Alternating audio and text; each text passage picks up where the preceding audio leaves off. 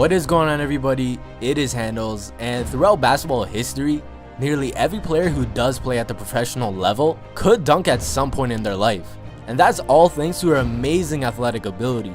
Even someone like Spud Webb, who is 5'7", Nate Robinson, Isaiah Thomas, who are both 5'9", can all dunk. These athletes are just blessed with some amazing leaping ability, but actually there are some players or just people in the world who are so tall and have an insane reach that they can dunk without even leaving the floor. So yes, there are people in the world who can dunk without actually jumping at all. Anyways guys, here are 4 people in the world who can dunk without jumping. First we have Taco Fall.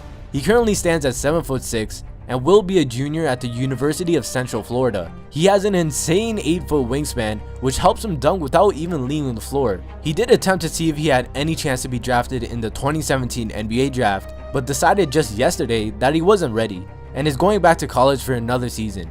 But when you do see him on court, he literally makes everybody look like kids. And well, mostly everyone on this list does do that, but in his sophomore season with the UCF Knights, Fall averaged 10.9 points and 9.5 rebounds, but he averaged that 10.9 points on a crazy 72% field goal percentage, and he only attempted around 6 shots per game. I'd find it really cool to actually see him play in an NBA game to see if he can actually average that same field goal percentage. Only time will tell if he ever gets a chance to. The tallest player to ever play in the NBA was Merjan, and being the tallest just so happened to make him be able to dunk without jumping at all. Standing at 7'7" with a 7'9" wingspan, he was grabbing offensive boards and just dunking it back without even jumping.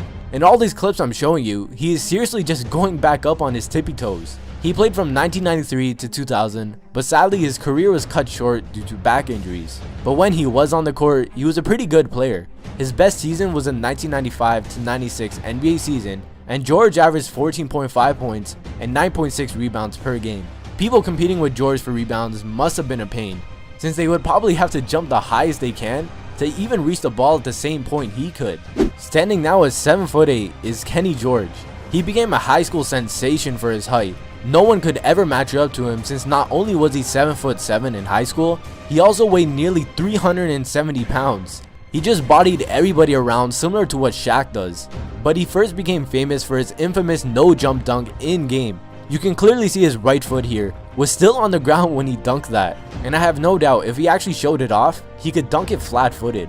And after high school, Kenny George attended UNCA. He shot a nice 70% from the field while putting up 12.4 points, 7.8 rebounds, and 3.3 blocks per game.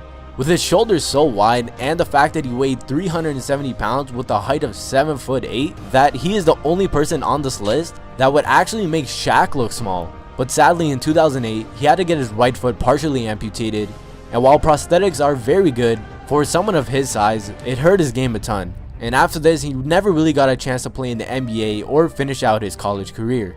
The last person on this list who I've seen do a legitimate no jump dunk is Paul Sturges, or otherwise known as Tiny on the Harlem Globetrotters.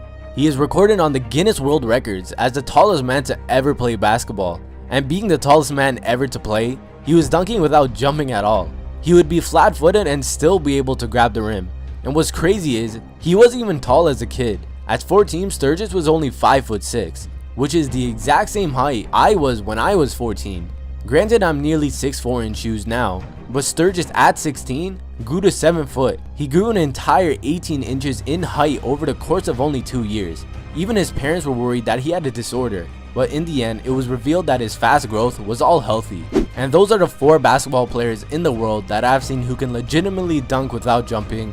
I've seen others who are pretty close, but they still require a little jump to actually dunk it. Anyways guys, that's it for today's video. I hope you guys enjoyed it. Till next time, I'm Handles, and I'm out.